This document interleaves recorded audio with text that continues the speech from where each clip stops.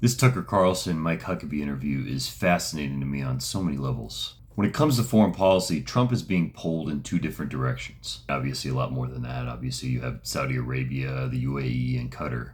But the two huge forces for him are Russia and Israel. And their interests conflict quite often. And so here we have two Americans that we know from their history essentially represent these two countries. They're American political spokespeople. Remember, it hasn't been that long since Tucker gave Putin that softball-loaded interview, and he's very popular in Russia. Mike Huckabee, on the other hand, represents Zionist conservative evangelicals, the primary political arm for Israel in the United States. Now, I'm ashamed to admit that one of the first things I did in politics was volunteer for Mike Huckabee's first campaign when I was in my early 20s. I've changed, but I know. What attracted me to him most, though, was the fact that he really was a masterful political communicator. He could explain anything in a way that people could understand, much like Bill Clinton, and I don't think it's any coincidence that they were both governors of Arkansas.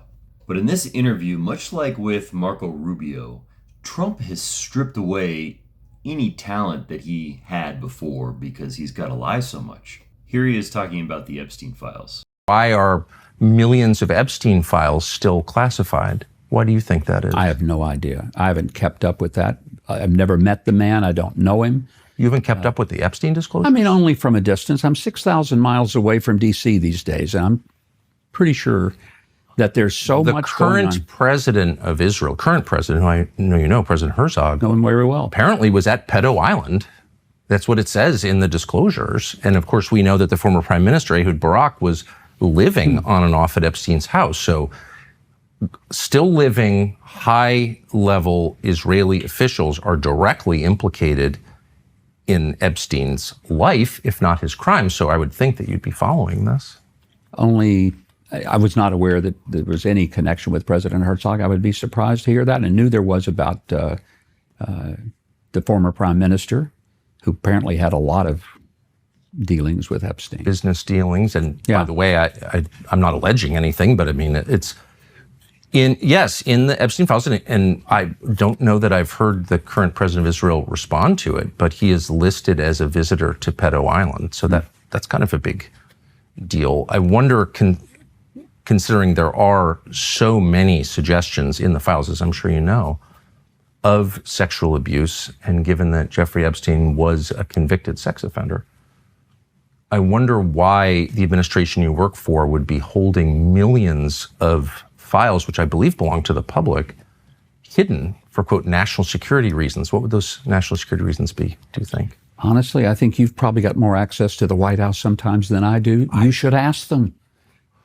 Well, but you're the government official representing that White House. Another point of conflict or interest in this interview are the two different wings of the Republican Party in terms of foreign policy. Mike Huckabee is a neoconservative hawk pretending to be America first, and Tucker is an isolationist like Trump claimed to be. Here's a clip of their conversation about Gaza. And surprisingly here, Tucker shows a little bit of humanity, maybe tapping into the way he used to be. He wasn't great, but he was much better. I wish that none of those people in Gaza had been killed after October the 8th. Well, I say not none of them. I'm glad Mohammed Sinwar was killed. I'm glad that some of those warriors, the people who masterminded and carried out the atrocities of October 7th. 14-year-old Hamas operatives, how do you feel about their deaths? If they participated in that, then God help them. I'm telling you, What does Tucker, that mean, God I help don't it? know Are that you happy they were that- 14 years. No, but I'm telling you that when someone commits the acts of atrocity and then they hold hostages, if these were your children being held hostage in Gaza, what would you do to get them out? I wouldn't want to kill 14-year-olds, I'll tell you that. Let me ask you something. Would you do whatever it took to get your kids back if they were being tortured, raped, starved, I would and not beaten? kill children, period. Well, I'm just telling you. And I that would you never make do- excuses for killing but you children wouldn't- either. And I'm not talking about targeting children. I'm talking You about. told me that 14-year-olds deserve to die because they were working for Hamas. I'm telling And you- my question is, can you hear yourself? I do hear myself. So do you think a 14-year-old child has agency?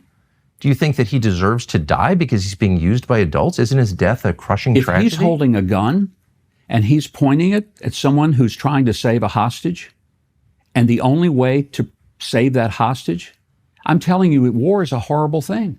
It's a horrible thing, and a lot of innocent I think I'm the people one die. who thinks war is a horrible thing. No. I think what you don't I'm understand. trying to explain how horrible it is, and you're saying that the 14-year-old deserved to die. Mike Huckabee showed there how neoconservatism, and you also saw this in Marco Rubio's recent speech, how neoconservatism is really just a mask for Zionism, manifest destiny, and Western superiority. Now, the last point of contention here, I think, is actually the most important, and that's the religious one. Now, Tucker Carlson's faith is extremely problematic because it has a strong scent of white supremacy, but that's really not the issue that they're talking about here. What he does is expose the shallow nature of Israel's and conservative evangelicals' claim to that land, or their biblical justification to that claim. Most of us on the left understand this very well. But conservative Christians are in a bubble, and Tucker can reach inside that bubble. And these are the kinds of questions that spark deconstruction. I know for a fact that there are still good people in there that are mixed up and lost, just going through the motions because they don't know what else to do, and that's what everyone around them is doing. This kind of thing might just make them think. Here they are on Israel's claim to the land. You've appealed to Genesis. Genesis 15 says it's Abram, it's pre-Abraham, it's Abram, receives from God the news that his descendants will inherit the land. And you tell me as the theologian if I'm getting this wrong, but from the Euphrates to the Nile. I think that's right. And that would include like basically the entire Middle East. That would be the Levant. So that would be Israel, Jordan, Syria, Lebanon. It would also be big parts of Saudi Arabia and Iraq. It would be, Not sure it would go that far. It would be a big piece of land, but here's the point. It would be a lot of places that are now countries. But this particular area that we're talking about now, Israel, is a land that God gave through Abraham to a people that he chose.